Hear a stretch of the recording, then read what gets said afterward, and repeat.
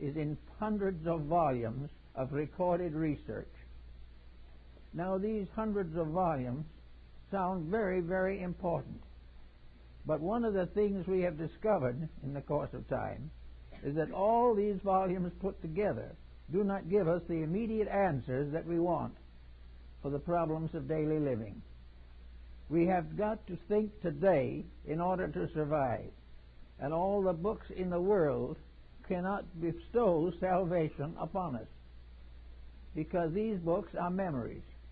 Memories come and arise from the past, and our problems arise right now here. We have to use new agencies of thought. We have to use the mind as we have never used it before if we want to solve the problems of our time. The only thing that memory can bestow is a certain amount of consolation, a lead or two as to where in the past something similar may have occurred. But if we go back to that past when that something may have occurred, we will find the situation so basically difficult and different that we do not find the answer there that we are seeking now.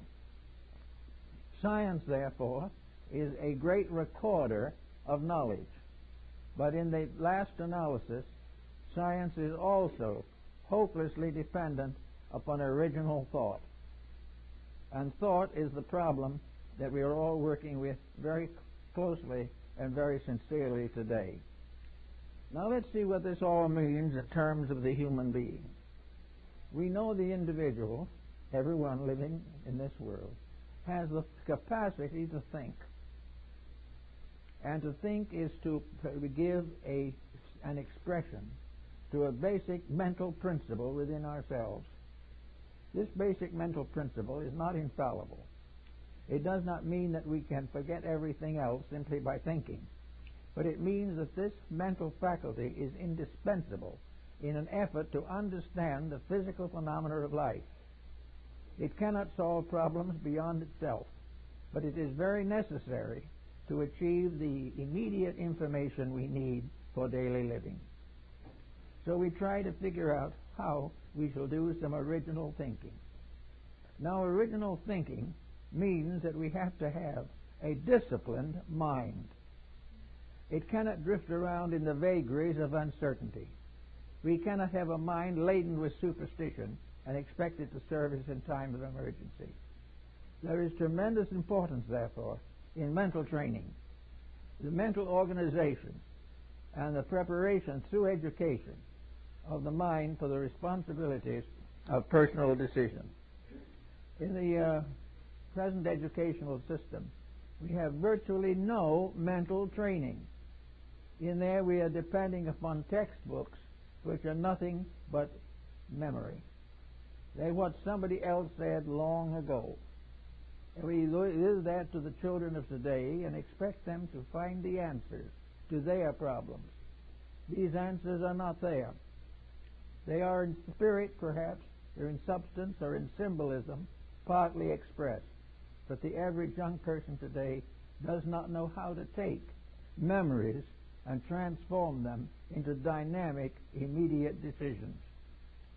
Now, it's working with this problem and working with the memory factor that is so very, very important. We then come to a very interesting and I think very profitable conclusion. Today, we are working to get our way out of a complicated situation.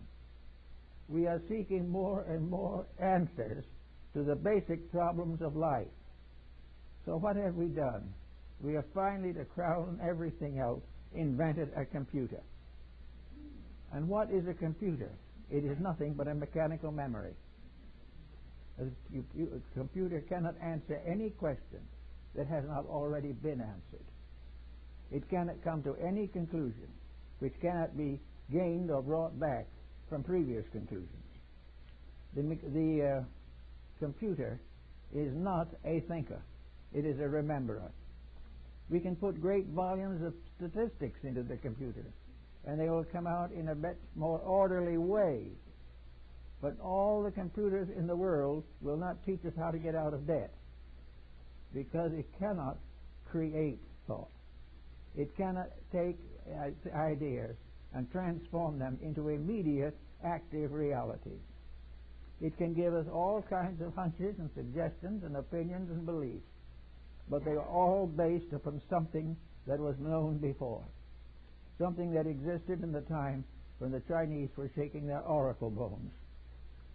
So we have here a new way of remembering, and it probably was going to take over very heavily our educational system. But when it has done this, what are we going to have? Are we actually going to have an answer to anything other than maybe a more efficient way of doing something we've been doing all the time? We cannot expect the computer to think, and we laughingly believe that it thinks. We like to hope that it could think, because if it could only think for us, we might be out of trouble, because we've never been able to think for ourselves. And this is always a rather disillusioning and discouraging discovery. But at the present time, we are very carefully educating people for the problems of computerization. We are going to be able to feed all kinds of facts into the instrument, and it's going to come out with all kinds of answers. But these answers are not going to be beyond the sphere of the physical information that we can pour into the computer.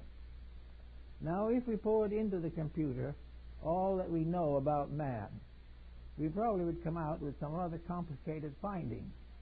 We would realize that probably none of us have ever thought of all that is thinkable about the human state. We would also find a certain number of facts, which are in themselves very important. Facts have to be there, but facts are also static unless the mind renders them dynamic. The mind has to put life into facts. It has to take the fact and use it to accomplish a specific purpose, or the fact is not useful. So we can get all kinds of facts. For instance, we can be told by a computer that we should love each other, but that does not end war. We can be told by the computer that it is perfectly possible to do a better job at bookkeeping than we do now. This can be accepted and will prove to be true. So we will accept the facts about the bookkeeping, but we know that we have no answer about the war.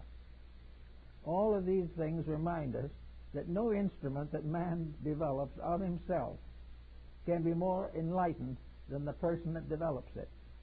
And that also in this case, that we are developing in the study of the human body, its anatomy, physiologies, and functions, a great deal of information that can be very valuable to us.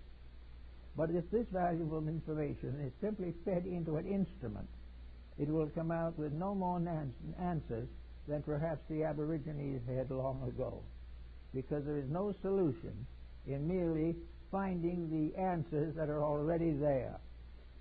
Of course, there are always some answers to problems we haven't thought much about. We might get some secondary information, but the primary problem of where we're going from here has to be mastered by the mystery of the mind itself, and not by any form of computerization or the regimentation of knowledge in retrospect or in anticipation. We are therefore right now on the problem of looking at the human body as it was looked at by those long ago. There was a time when our actual information was very limited. Therefore, all knowledge had to be from experience. The individual in a little tribe of a half a dozen natives somewhere in the valley of the Rhone had to live the best he could in a cave with a stone axe. Everything that happened to him was very real, very definite, and very consecutive. He did not know how to solve these problems, but it gradually dawned upon him that there had to be an answer. And the first answers that he thought of were religious. He thought that somewhere there was a spirit, or a god, or a soul, or something that was available to him in a great emergency. And he was in a great emergency all the time, so that he had to constantly beseech this power, whatever it was, or however it worked, to help him. Now, he didn't know at that time, however, of what you might say is positive.